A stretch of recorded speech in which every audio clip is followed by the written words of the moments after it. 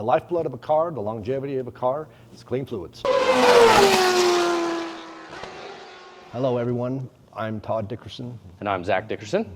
We own and operate Dickerson Automotive in Spanish Fork, Utah. We've been here for 25 years, and we just wanted to try and share some information with you today. So what are we talking about today, Zach? Well, we've had a lot of people ask us about our oil changes. They seem to take longer than your average quick lube facility, yes. And people have some questions about that. What is it that we look into that takes us so long? How capable do you feel like going to a 30-minute quick lube is at really thoroughly going through all those things that the manufacturer wants inspected?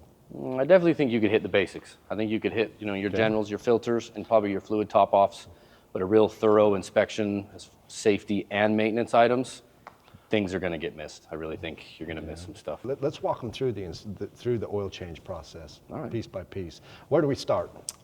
First place we start, and the one thing that you've taught me, is to test drive that vehicle. You can learn a lot about a car just by test driving it. You can look for different noises, and you just learn so much just by driving that. At that point, what do you do with the vehicle? The first thing I'm going to check at that point is the exterior, make sure all my lights are working, safety stuff.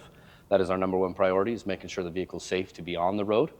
Once that's done, I'm going to be then looking at maintenance stuff, filters, fluids, things like that. You've always taught me to, if it's low, to top it off and then look at that system and make sure that system isn't leaking anymore. One of the things that people aren't really aware of is if you look in the back of your owner's manual, you're going to see a whole maintenance schedule. And it's going to tell you a lot more than just changing your oil, whether you do that at 5,000 or 10,000 or 3,000. There's going to be a whole checklist that goes along with that of things that the manufacturer would like to see inspected throughout the course of doing an oil change. Once we've done the fluid and filter check, we'll raise the vehicle up. We're going to be ready to rotate the tires at that point. We're going to be checking tire pressures. We're going to be looking at tread depth and make sure tires are safe. But we're also going to be paying very close attention to steering and suspension. This is back to the safety talk that we always discuss. Tie rod ends, ball joints, control arms, shocks and struts, things of that nature. And are these the types of things that you're going to get checked at a quick lube?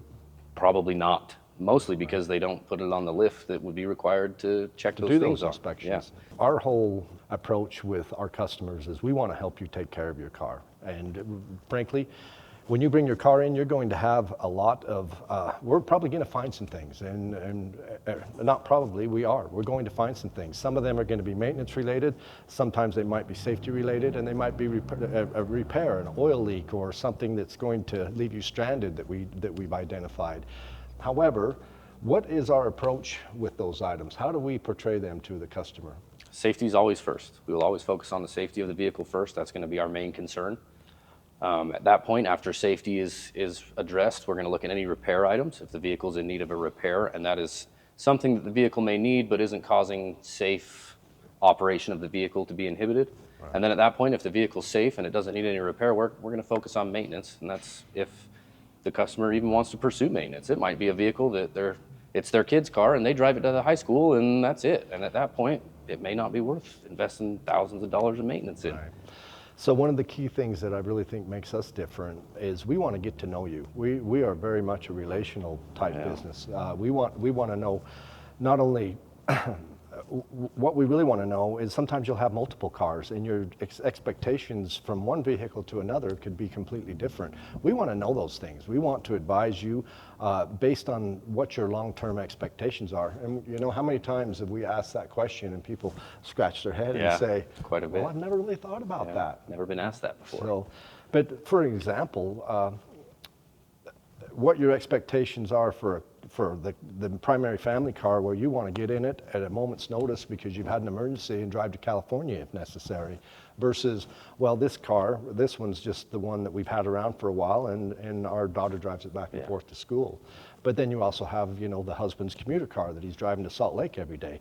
Well, that commuter car is still going to require a little more maintenance if they want to keep it on the road versus somebody that's driving the car back and forth to school for 5 miles a day. So it sounds like there's a lot of things like on a vehicle. There's so many systems, there's so many different things to look at, and our inspection will digitally document all of those things that are needed to be looked at. Right. Not only that, then it's documented in our system and in our history. And so no matter what, it could be 6 months from now, a customer could call and say, hey, remember we talked about this? Can you remind me what that was? What did we talk about? And it's very easy for us to, this is what we were doing. Well, and that leads to another point, Carfax.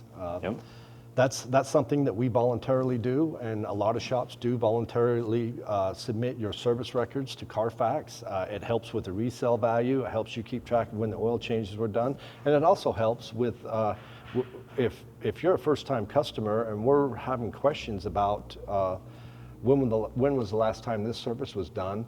If you've gone into a good reputable shop, they will report to Carfax. Not all of them do, but it's very helpful for us to be able to look at that information and have an idea of what the service history is on that vehicle. I was going to say that even helps me as a technician because I have access to that, and I'll go through that as I'm doing my inspection. As I'm recording information, I also want to look at Carfax history because I don't want to recommend something that you did 5,000 miles ago that I'm just not aware of, because that's wasting your time, my time, and money. So we don't want to do that.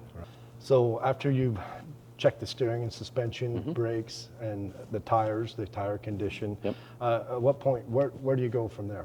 At that point, I would put the tires back on the vehicle, and we're going to take the vehicle all the way up to continue with the oil change. At this point, I'm going to do my undercarriage inspection. This is where I'm going to pop my drain plug out and let the oil drain, and then I'm going to start looking for anything obvious underneath the vehicle that I didn't see before. Fluid leaks, axles, I'm going to look at any axles. If it's four-wheel drive, I'm going to look at all the four-wheel drive systems. Pretty much anything. Heat shields. Yeah, anything that's just abnormally obvious, out of place and not right. I'm going to note that on my inspection. I'm going to take a picture. Sometimes I need to go grab a buddy like you and, hey, can you come shake this for me? And we'll take a video and be able to present that and send that over to the customer via email. So then at that point, you've looked the vehicle over, you've done the inspection portion, which is something you see in the back of your owner's manual that they're wanting you to do. At that point, where do we go from there? Yep, at that point I'm going to let the vehicle down, but I'm going to go grab one of my fellow technicians. I'm going to ask him to double check my stuff down below, make sure my drain plug's tight, make sure my oil filter's tight. I'm also going to make sure that I don't have any leaks. I haven't made any messes that might be obvious. Two sets of eyes are way more likely to catch that than just my own. At that point, I'm ready to drop the vehicle down. I'm going to fill it up with oil and torque my tires. And again, I'm going to grab a buddy. He's going to double check my torque spec on my tires to make sure I've torqued all my tires to proper spec. He's going to double check my oil level and make sure that I've done all that and that my sticker's been installed and that my inspection looks good and all my T's are crossed and I's are dotted. We've talked about a lot. We've talked about the basic service, the oil change. We've also talked about the inspecting the steering and suspension and also noting any type of repair-related issues. We want to help you prioritize those things based on importance. Safety always comes first. And then if there's a repair related thing, sometimes it's something we can monitor and wait for it to get to a certain point where it becomes a reliability issue. But then on top of that, it's maintenance. And that's when it really starts boiling down to what you want out of this car long term. We've seen how many vehicles of our customers that have been with us for long term. I mean, we've been here for 25 years. I can think of a Chevrolet Tahoe that we did all the services. We got them on a good routine to change out all of the fluids in the vehicle, and they really took care of it along the way.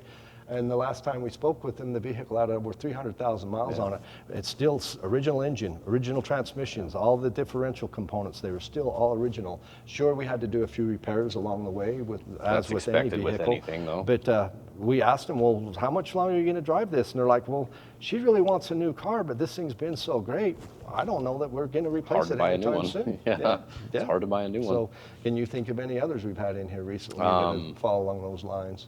Recently, we had a Honda Civic that had almost 400,000 miles on it, and she, over the course of 20 years, has been doing all the maintenance on her vehicle, and that just goes to show you that changing your fluids and taking it to a facility that knows what to look for and recommend, you'll get, sky's the limit, really.